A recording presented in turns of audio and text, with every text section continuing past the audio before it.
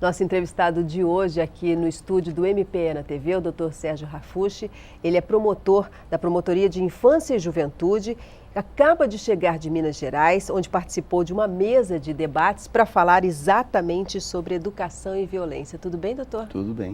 O senhor estava em Minas Gerais participando dessa mesa de debates por um convite. Nós estamos nos tornando referência a respeito do assunto aqui no estado? Sim, não é a primeira vez. Só em Minas Gerais é a terceira vez que de onde eu recebo um convite. E desta vez para lidar com um evento de uma conferência estadual. Pelo menos 2.000 conferencistas estavam inscritos. E a mesa foi assim, bastante participativa. Havia representantes da Defensoria Pública, Conselho Tutelar e doutores em educação, querendo pelo menos uma indicação para onde vamos e onde pretendemos chegar com a educação que temos hoje. E no nosso caso foi para trazer informações de como temos enfrentado isso aqui na nossa capital. E como nós temos enfrentado aqui, doutor? Bom, nós temos trazido pela 27ª Promotoria de Justiça uma experiência de Ponta Porã, aliás, até de Glória de Dourados, quando fui promotor em 93, depois em Ponta Porã em 97 a 99, já observando um índice elevado de evasão e violência escolar, nós convidamos o educador para nos posicionar dos fatores que geram a evasão e a violência. Ninguém melhor que o professor, que o educador, para trazer esses dados.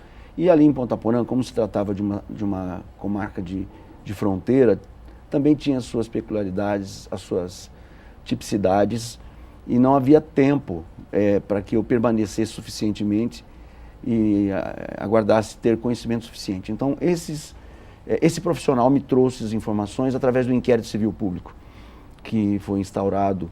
Nós apuramos pelo menos os 10 fatores principais da violência e da evasão, e os próprios educadores nos deram as sugestões de como realizar esse enfrentamento.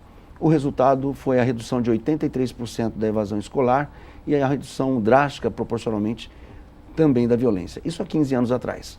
Eu assumi agora em 2009 a infância, a 27ª, e da mesma forma procurei então resgatar aquele trabalho que havia dado certo e colocar à disposição do educador na capital. Me reuni inicialmente com as secretárias de educação do município e do estado, não é? E elas me trouxeram sim essa preocupação e escancararam as portas da educação no estado e no município para que numa parceria nós trabalhássemos juntos. Tanto que até agora nem sequer um inquérito civil foi instaurado, porque essa parceria tem dado tão certo, temos caminhado tão bem, que não foi necessário. A partir do momento que existe essa disposição do poder público em trocando experiências e formar parcerias, eu acho que isso vence, esvazia o objeto do inquérito civil, até onde se possa caminhar. É exatamente o que eu ia falar com o senhor. A parceria é fundamental nesse momento, né, doutor, num trabalho como esse. Ela é muito mais rápida, eficiente e não vem por imposição. Com essa espontaneidade, eu tenho visto um alcance muito maior. Além do que, nós formamos um grande exército, né, uma grande frente de força contra a violência. O professor é o grande aliado, porque ele está lá nas salas de aula e ele conhece aqueles alunos mais às vezes do que os próprios pais. O senhor falou um ponto importante, que é o professor conhecer às vezes muito mais essa criança, esse adolescente, do que a própria família, porque às vezes ele passa mais tempo na escola do que dentro de casa, os pais estão trabalhando. O senhor acha que esses pais eles perderam um pouco a noção assim, do que é ser pai, ser mãe, do que é trazer para esta instituição familiar as regras de um dia a dia, de um relacionamento entre pai e filho? Bom, desde 1950 tem havido uma transferência gradativa para a escola da responsabilidade de educar. Chegamos, depois desses últimos 20 anos do Estatuto, no extremo disso. o que vale dizer, os pais, toda uma geração, eu quero dizer assim, né, estão delegando, principalmente à escola, o dever de cuidar, a ponto de muitos deles até se sentirem incomodados quando uma escola liga para que ele compareça. Em algumas escolas onde eu estive, quando eu determinei que o diretor convocasse os pais, muitos procuraram esclarecimentos, irritados, por que é que eu estou sendo convocado? E eu disse, a partir de hoje, nessa escola, o diretor só convida para a festa. Quando tratar de assunto de escola, o senhor vai ser convocado porque isso é uma obrigação.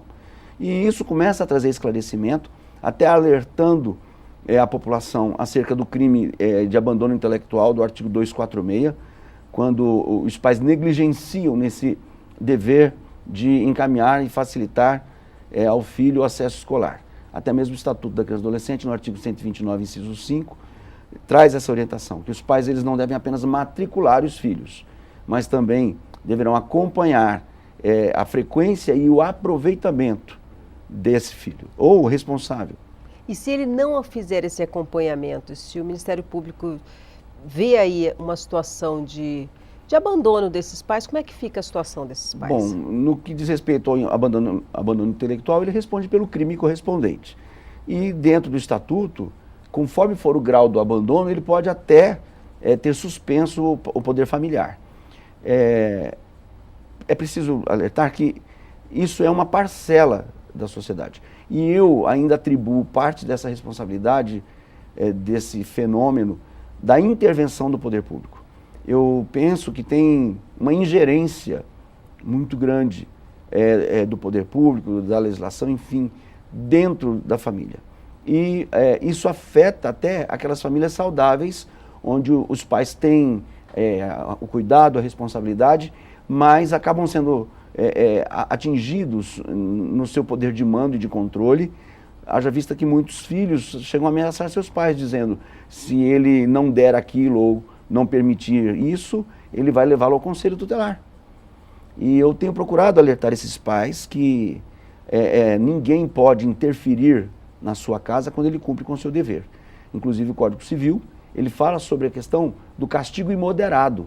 E não há ali a questão propriamente do limite. É preciso impor os limites. E isso cabe a cada pai, e eu tenho alertado nesse sentido, que quando ele faz isso com amor, com o bom exemplo, com a verdade, com o cumprimento dos seus deveres, ninguém deve se meter dentro dessa relação entre pais e filhos. Muito se falou aí a respeito da lei da palmada, né?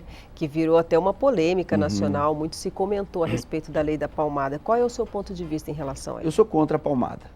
Eu penso que a mão dos pais, principalmente, é para fazer carinho, para proteger o filho, para abençoar. Eu pergunto, quantos põem a mão sobre a cabeça do seu filho e diz, eu te abençoo? Né? E com a mão está sempre disponível o acolhimento. Eu digo também que eu sou contra a chinelada, né? A chinelada deixa safado, eu sei porque eu fui, então não resolve. Agora, quando o pai, antes dos pais, eu falo pai, o exercício do poder familiar, né?